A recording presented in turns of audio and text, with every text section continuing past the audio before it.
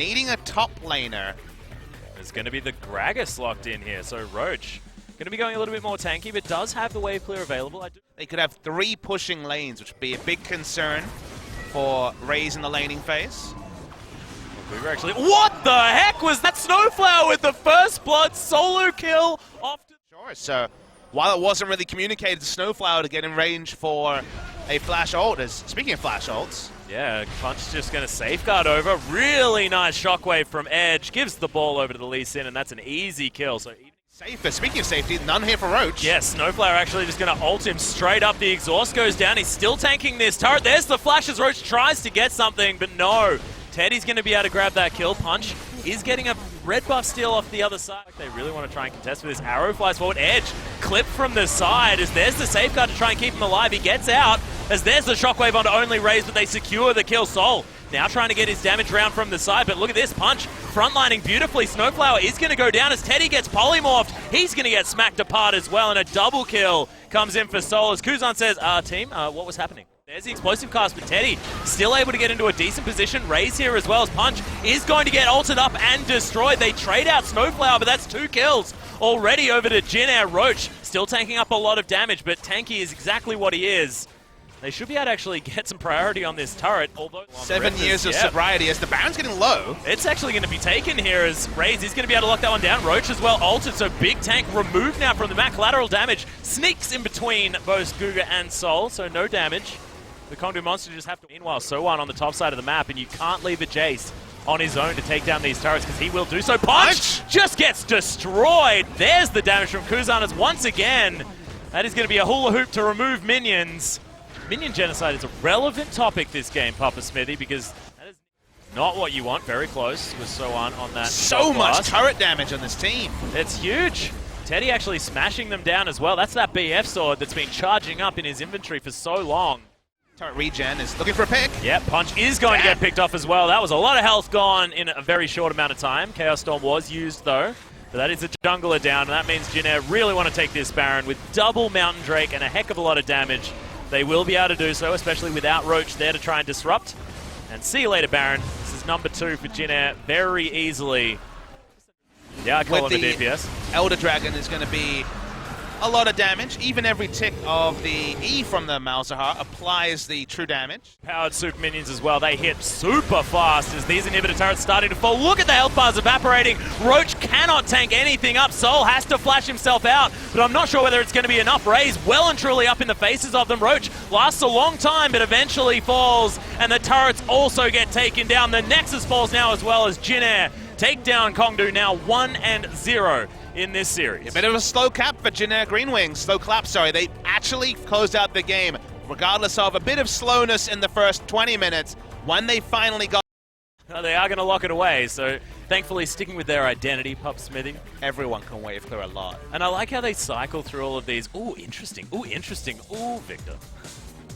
Still gets Teddy after the flash. Double exhaust come out as Teddy is so low. Another auto attack will come in and it'll be Punch that grabs the kill, and nicely done there to save this bottom lane. Yeah, Snowflower tried the Congo. Out of position. Good chance of corruption. Will be able to get the stun on a Punch there as well, but Roach gets forward, smacks him down, and Gruger is going to be able to pick up that kill. Kongdoo monster rocking it ults. Looking for that Sonic Wave is just going to flash kick, and that's going to close the gap. Brilliant repel, but it isn't going to be enough. Punch is just going to hit him in the head with his namesake. Engage as the twisted advance onto Snowflower. They want to pick him off. Good stun lands as Guga is going to get protected by the command. And that is going to be 2 kills already here for Kongdoo Monster, who just feel too far ahead despite the low health bars. Decent attempt by Jin. Arrow's going to land, but it's onto the big tanky Nautilus. He should be able to be taken down as the Strength of Thorns is there. Fantastic shield as there's the Shockwave. Gets 2 people. Kuzan in the wrong position, and already 2 kills there for Kongdoo Monster as the fight starts off in earnest. Teddy trying to kite this one out, but it's a double kill now for the Maokai. Raze has to get himself up into the sky as he flashes his way out. Edge flashes after him though, and that's going to mean the kill. So Kongdoo Monster do manage to get some revenge back in a 4-for-1 trade. It bings onto Baron. They're low, but Roach might... Oh, come on, Snowflower. You need to go for it. Doesn't Mantra have any wards. Q for the steal. A single ward to put down. Oh, God, please. Oh, please.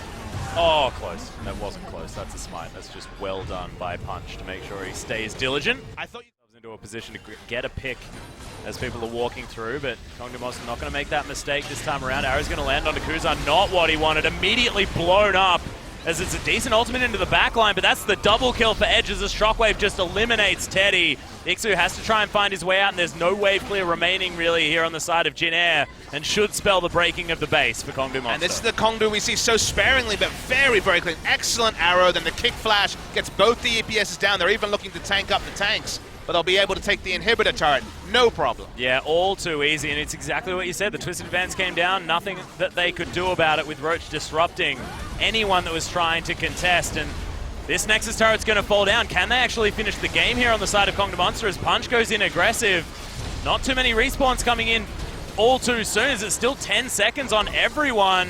Raze falls down, this Nexus turret's going to fall, and now the Nexus to go down, so Kongdoo Monster going to even out the series in very similar fashion to how they lost to Jin Air in game number 1. And Kongdoo look happy, they should be, they won the game, but it's interesting how we can see the best and worst of Kongdoo in the same game, because when they finally got the decent option if you want to play a little bit more defensively, and is going to be picked up. And Braum in League of Blade the Ruin King is also pretty powerful too, because you blade someone and then any sign of a Braum auto attack, the stun comes in, there's a lot of kill pressure. Pick up fantastic glacial fissure though, and there's the land on the ultimate from Soul at the same time. Stand behind me, gets him in, and immediately Kongdoo Monster collapsed. Massive damage from Edge, and that's going to be first blood going over to Soul. Immediately answered as Roach does get himself in there. Umti has to flash, and my god! Kongdoo Monster come back with a vengeance. 4 kills immediately at 14 minutes. Yeah, we talked about those. Off, saving me from that stupid line of thought. Equalizer, fantastic position. There's the curtain call as well, as that's going to land. Sohan's going to pick up the first kill onto Guga. Edge cops the big one, but look, Roach still pushing on the bottom side of the map. That is one pick. Abyssal Voyage is going to get them down here. He's going Rambo! Low health bars. Oh my god, thank goodness for the exhaust. The Snowflower eats the Jace, doesn't want to spit him out because that's going to spell his death, and almost 2, as Edge is just going to get destroyed by KazaLoLL. Jin Air turning this around to the best of their ability. They're still behind.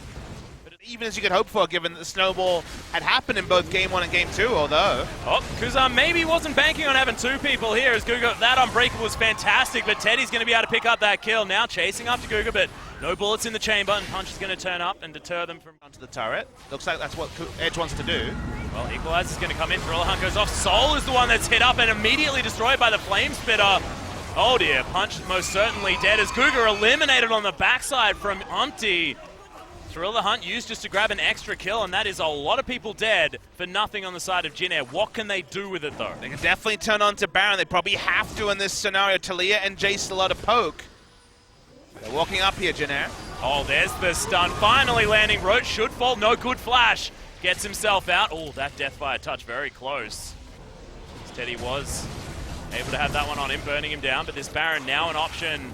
The Snowflower gets himself in there, abyssally voyages his way through. And that should be the Baron falling. So Jin Air with a brilliant turnaround will be able to get the purple worm for themselves. Just felt like Kongdoo weren't reading the situation well. A focus as Roach is looking for KazaLoLL, uses the Valkyrie, but that is all his options. Exhausted now that that flash is down, but in goes Snowflower. They do manage to get the mid laner, but can actually Jin Air find something? Guga jumps on top, Umti uses Roach to get himself out. Snowflower actually grabs that kill. Curtain Call from a great position right on the edge as Guga tanks up the last bullet, but does flash himself to safety. It is a 2-for-1 so far as Teddy gets ulted off to the back, and somehow Jin Air have just blindsided them. This Baron's going to go over to them for free. Feels like a front door, honestly. It doesn't feel like a back door or any sort of... really strange, yeah. It wasn't really a sneak. Punch, he's the only one with anywhere near a health bar, and that just spells enough space to take down this inhibitor turret and inhibitor. Jin Air Greenwings just brute forcing their way into the base of Kongdoo Monster. Wow, Soul takes so much damage! Yeah, and there's the flash over immediate. Zhonya's with the Flame Spitter. This is all she wrote. Kongdoo lose 3 immediately with a fantastic play. Make that 4. Wait, there it is. Just a delayed 3, and the next inhibitor is going to fall. Bottom lane goes down. Now only Edge and Roach to try and stave off the Jin Air Greenwings. They've got a lot of damage. Weave as well does catch out Umti, but it looks like they're just looking for this turret. Snowflower is just going to lap up his jungler, spin him over the wall. They're now looking for that final turret before this Nexus is going to fall down. Roach, he may even fall beforehand as well. There's the flash. Teddy grabs it with a big crit. This last Nexus turret, and Jin Air Greenwings, it was a long one.